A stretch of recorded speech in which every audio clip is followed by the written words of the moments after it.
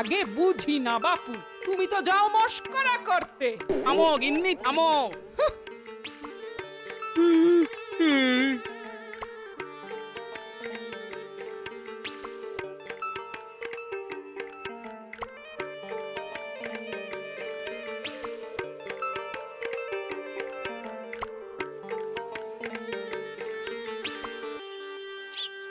কিরে, দুটো মাটির ভাঁড় নিয়ে এলি যে, এগুলো কি হবে?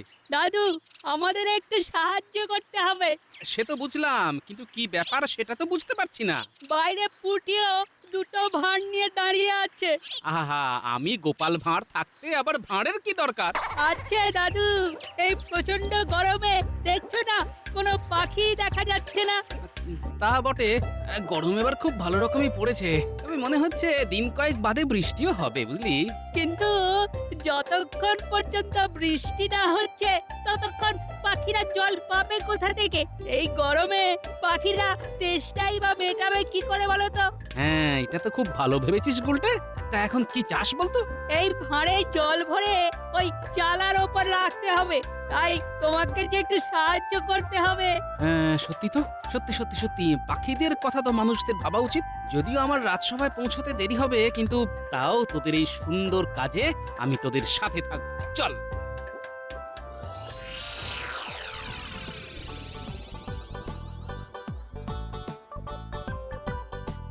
দাঁড়া দাঁড়া দাঁড়া, মই লাগবে, মই।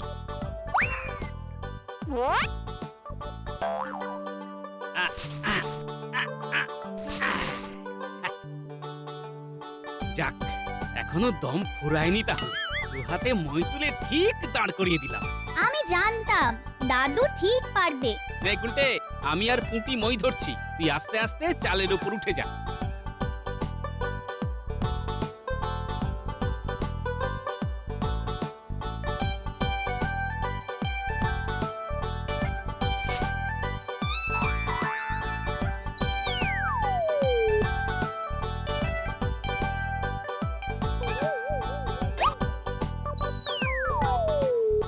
বাহ বাহ বাহ বাহ, ওই দেখ, ওই দেখ পুঁটি, পাখি জল খাচ্ছে।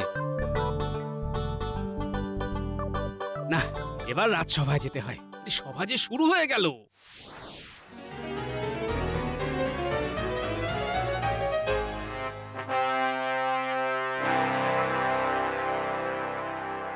আজ আমাদের সভাতে প্রজাদের খাজনা নিয়ে গুরুত্বপূর্ণ আলোচনা হবে। সবাই এসে গেছে আশা করি। মহারাজ, আপনার ডাকে খাজানচি এসে গেছে। আমাদের রাজকোষের অবস্থা এবছর বেশ ভালোই বলতে হবে। বাহ বাহ বাহ, বেশ বেশ। তবে হ্যাঁ মহারাজ, ঠিক ধরেছেন।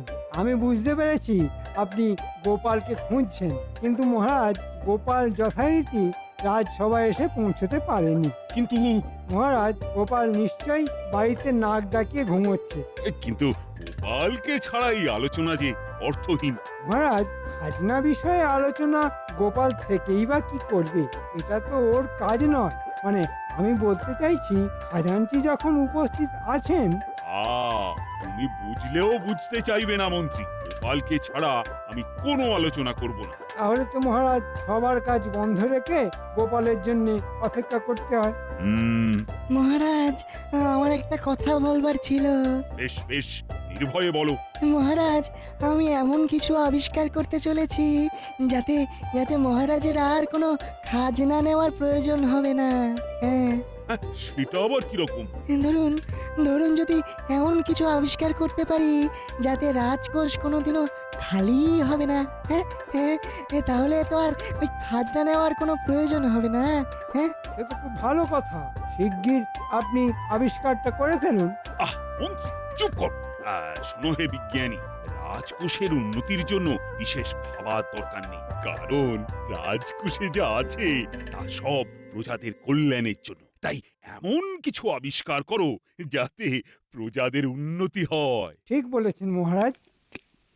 আরে, এই তো গোপাল। বড্ড দেরি হয়ে গেল, তাই এক দৌড়ে চলে এলাম। বেশ ভালো, ঘুম থেকে উঠে দৌড়ানো খুব ভালো। এই শুরু হলো। মহারাজ, অন্য একটি কারণে আমার দেরি হয়েছে, তবে পিপাসায় ছাতি ফাটছে, কথা বলতে পারছি না। এই গোপালকে জল দাও।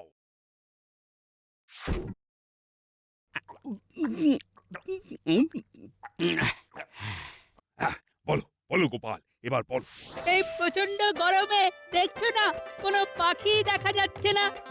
তা বটে, গরম এবার খুব ভালো রকমই পড়েছে। এই গরমে পাখিরা তেষ্টাই বা মেটাবে কি করে বলো তো? হ্যাঁ, এটা তো খুব ভালো ভেবেছিস গুলটে। তা এখন কি চাস বলতো?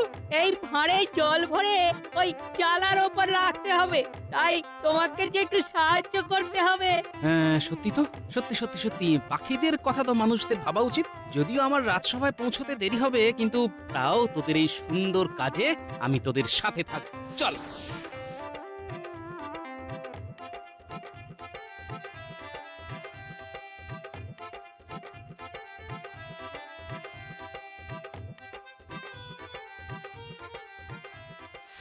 চমৎকার গোপাল, চমৎকার।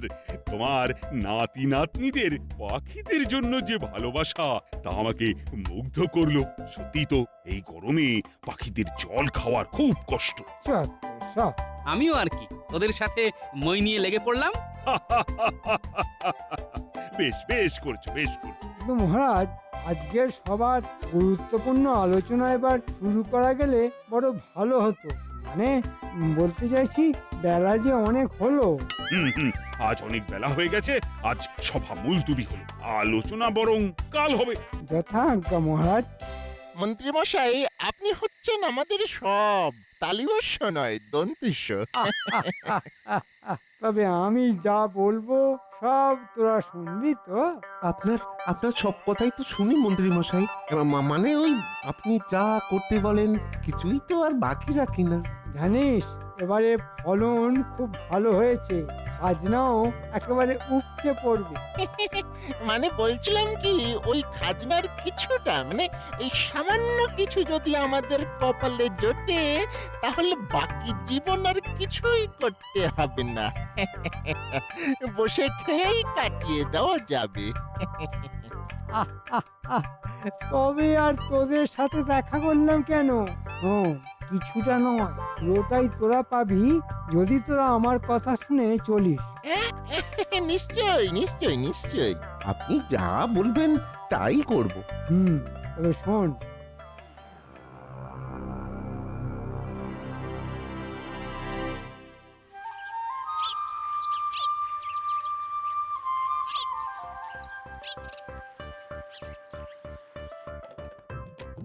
না, আজ আর রাজবাড়ি পৌঁছতে দেরি হবে না। সকাল সকাল বেরিয়ে পড়েছি, আজ আমায় ঠেকায় কে? কি ওরা কি এত বলতে বলতে সকালবেলায় রাজবাড়ির দিকে যাচ্ছে? আমার চাষি ভাইদের মনে হচ্ছে বড়ই তাড়াহুড়ো। ওরা কি বলছে? ওই তো রাজবাড়ি দেখা যাচ্ছে। শোনো, সবাই পা চালাও, আরো জোরে, আরো জোরে। তোমাদের সব মনে আছে তো? বটা বটা যেমন ভাবে তোমাদের বলতে বলেছে, যা যা বলতে বলেছে সব কিন্তু মহারাজকে বলবে। হ্যাঁ, সব বলবো, সবাই বলবো। হ্যাঁ, নিশ্চয়ই নিশ্চয়ই, আমরা সকলে মিলে বলবো। বটা ঘটা যা বলতে বলেছে। বটা ঘটা? ওরা আবার চাষিদের কি বলতে বলেছে? না, আমার তো খুব সুবিধার ব্যাপার মনে হচ্ছে না। যাই দেখি রাজবাড়ি গিয়ে কি বলতে বলেছে বটা আর ঘটা।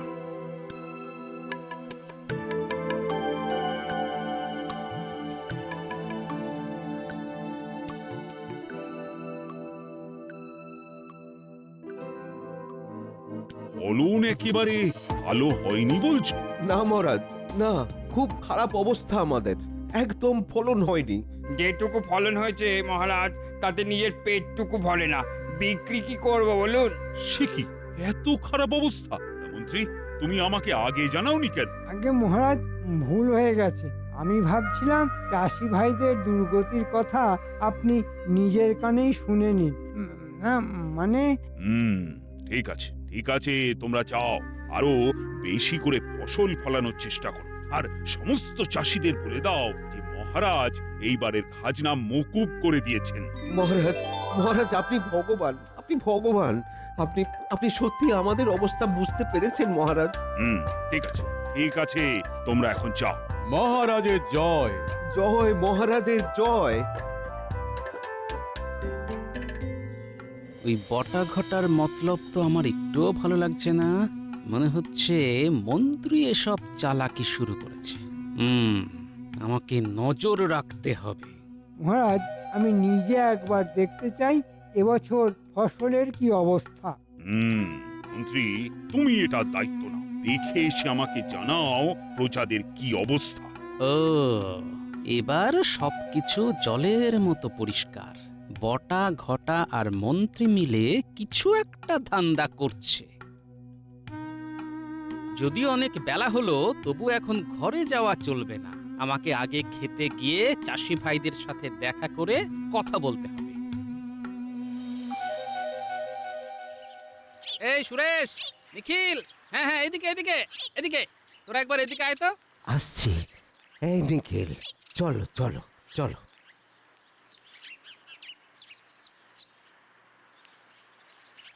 কি কি হয়েছে গো গোপাল দাদা? হ্যাঁ, কি হয়েছে? এমন ভাবে ডাকলে?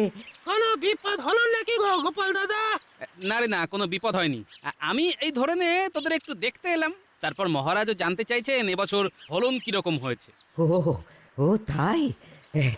হ্যাঁ গোপাল দাদা, হ্যাঁ, আমরা আমরা খুব সানন্দে আছি, খুব সানন্দে আছি। সে তো খুব ভালো কথা। হ্যাঁ, আনন্দে থাকলে শরীর স্বাস্থ্য সব ভালো থাকে। মহারাজকে বলবেন কোনো চিন্তা না করতে, এবছর খুব ভালো ফলন হয়েছে।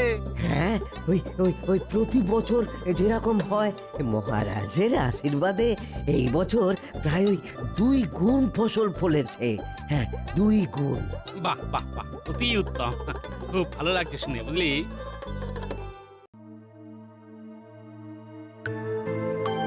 মহারাজ, আমি অনেক চাষির ঘরে ঘরে গিয়ে খোঁজ নিয়েছি, দেখেছি তাদের কি অবস্থা। ফলন হয়নি, অনাহারে সবাই মরতে চলেছে। কিন্তু ফলনের অবস্থা এত খারাপ হলো কেন? জল মহারাজ, জল। জলের যোগানের আকাল পড়ে গেছে, বৃষ্টি হয়নি, তাই এই অবস্থা। বেশ, আমি তো খাজনা মকুব করেই দিয়েছি, আর প্রজাদেরও ঘোষণা করে জানিয়ে দাও তারা যেন শুধু শুধু জল নষ্ট না করে। হ্যাঁ মহারাজ, তবে আরো একটা অনুরোধ ছিল। বলো শুনি। প্রজাদের সাথে সাথে আমরা এই রাজসভাতে যদি জলের ব্যবহার না করি, তাহলে প্রজাদের কাছে আপনি আরো প্রিয় হয়ে উঠবেন। মানে আমার এটাই মনে হয় মহারাজ। বাহ বাহ বাহ, ও ভালো বলেছ তো মন্ত্রী। সাধু সাধু সাধু। আমরাও তাহলে রাজসভা চলাকালীন কোন রকম জলের ব্যবহার করব না, তেষ্টা পেলেও কষ্ট করে সহ্য করব। বুঝেছি। এবারে রাজসভাতে আসার আগে পেট ভরে জল খেয়ে আসতে হবে।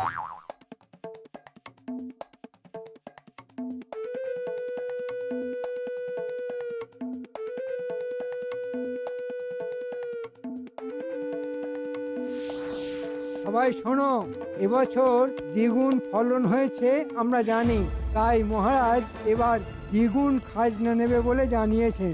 তাই এই ঘোষণা, তোমরা কাল দ্বিগুণ খাজনা এই বটা আর ঘটার বাড়িতে জমা করবে। এটাই নির্দেশ, এটাই তোমাদের পালন করতে হবে। মনে থাকে যেন, কালকের মধ্যেই। সব আমার বাড়িতে এনে দিতে হবে, বুঝেছো তোমরা? আর নির্দেশ পালন না করলে ভয়ঙ্কর শাস্তি হবে। হ্যাঁ, যা তোমরা ওই ভাবতেও পারছো না। মনে থাকবে।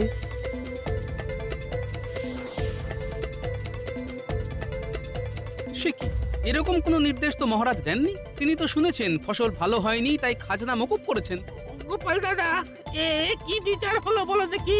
হ্যাঁ, একটু সুখের মুখ দেখেছিলাম, তাই বলে দ্বিগুণ খাজনা? হ্যাঁ, কে ওই বটা আর ঘটা? হ্যাঁ, কে? আমরা ওদের বাড়িতে কেন খাজনা দিতে যাব? হ্যাঁ, কেন খাজনা দিতে যাব সেটাও তো বুঝলাম না। আগে তো কখনো এই এমন নির্দেশ শুনিনি। হ্যাঁ, তাই গোপাল দাদা তোমার কাছে এলাম, তুমি কিছু একটা বিহিত করতে পারবে গোপাল দাদা? ভালো করেছো, ভালো করেছো, তোমরা আমাকে জানিয়েছো। আমি মহারাজকে সব জানাচ্ছি। তার আগে একবার ওই বটার ঘটার কাছ থেকে আমাকে জানতে হবে যে মন্ত্রীর সাথে কি চুক্তিতে রফা হয়েছে। আমরা তো খাজনা দিতে পারবো না গো, এত খাজনা দিতে পারবো না। আরে তোমাদের কোনো চিন্তা নেই, তোমাদের সব সমস্যার সমাধান আমি করে দেব। এখন নিশ্চিন্তে বাড়ি যাও।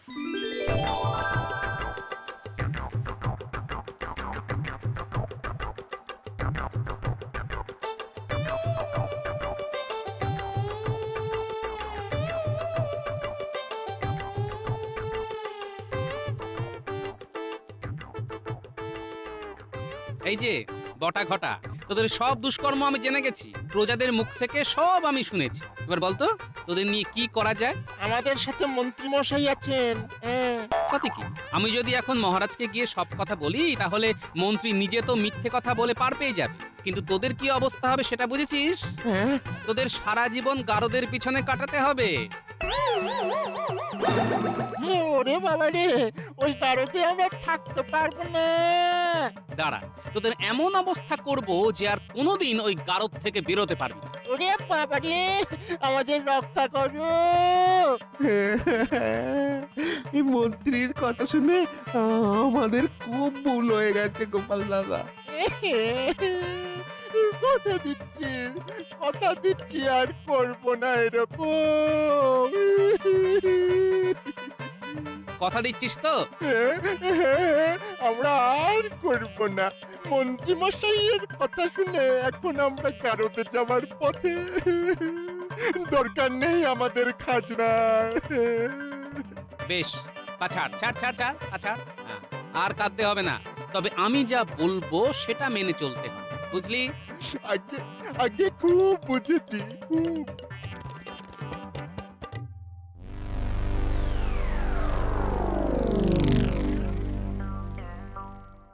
কি গোপাল, তোমাকে আজ একটু চিন্তিত দেখছি। গোপালের মনে হয় জল তেষ্টা পেয়েছে।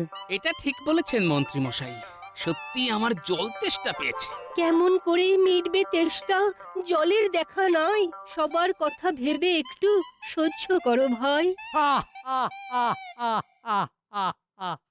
বেশ বেশ, গোপাল না হয় একটু সহ্য করো। সে ঠিক আছে মহারাজ, কিন্তু আমার একটি প্রস্তাব ছিল।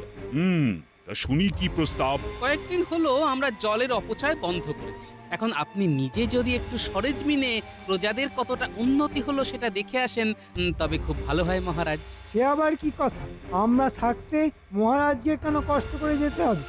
মন্ত্রী, আর প্রস্তাব কিন্তু খুব, আমি নিজেই তাহলে দেখতে যাব। কিন্তু মহারাজ, আমি বলছি এর কোনো প্রয়োজন নেই।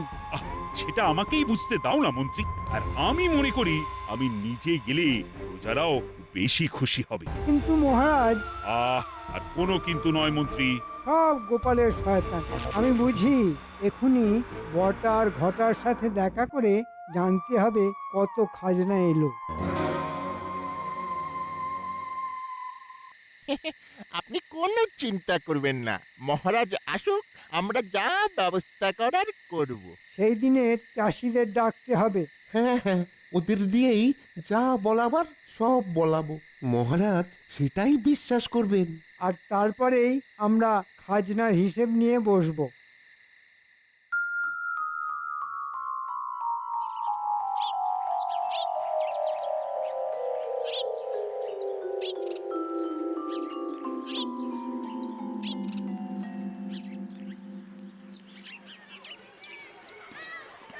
এই যে তোমাদের খবর নিতে আমি নিজেই তোমাদের সামনে এসে দাঁড়িয়েছি। বলছি, তোমাদের কিছু বলার থাকলে তোমরা নির্ভয় বলতে পারো। মহারাজ, আপনার প্রতি আমাদের অশেষ কৃতজ্ঞতা, কিন্তু কোনো উপায় না দেখে বলতে বাধ্য হচ্ছি, আপনি এবছরের মতো আমাদের খাজনা মকুব করে দিলেও মন্ত্রী মশাই জল খরচের জন্য দ্বিগুণ খাজনা দাবি করেছেন। সে কি? শুধু তাই নয় মহারাজ, সব খাজনা ওই বটা আর ঘটার বাড়িতে জমা করতে হবে। এরকম কথা তো বলার ছিল না। কি ব্যাপার মন্ত্রী, এসব আমি কি শুনছি? মহারাজ, মহারাজ রেগে যাবেন না, আমি কিছুই জানি না। নিশ্চয়ই বটা আর ঘটা এর পেছনে আছে, ওদের এইসব শয়তানি বুদ্ধি। তাই নাকি? এই যে বটার ঘটা, এদিকে এসে মহারাজকে সব বলে যাও। বলো বলো বলো, নির্ভয়ে বলো। মহারাজ, মন্ত্রী মশাই আমাদের বুঝিয়েছিল যে ফলন ভালো হয়েছে, তাই খাজনা অনেক হবে। আমরা শুধু একটু ওই লোভে পড়ে গিয়েছিলাম। বলেছিলাম ওই খাজনার সামান্য কিছু আমাদের কপালে জুটলেই সারা জীবন বেশ আয়েশ করে থাকা যাবে। কিন্তু মন্ত্রী মশাই পুরো খাজনাটাই চুরি করতে চেয়েছিল। বাহ বাহ, চমৎকার গোপাল, চমৎকার। এই তোমার বুদ্ধিতেই মন্ত্রী ধরা পড়লো। যা করেছি সবেই চাষি ভাইদের কথা ভেবে মহারাজ। এই জল বাঁচানোর জন্য মন্ত্রী যেমন রাজসভায় সকলের জল খাওয়া বন্ধ করেছিল, তেমনি আগামী 1 মাস শুধু খাবার জল ছাড়া মন্ত্রী আর কোন রকম কাজে জল ব্যবহার করতে পারবে না। হ্যাঁ, এটাই তোমার শাস্তি।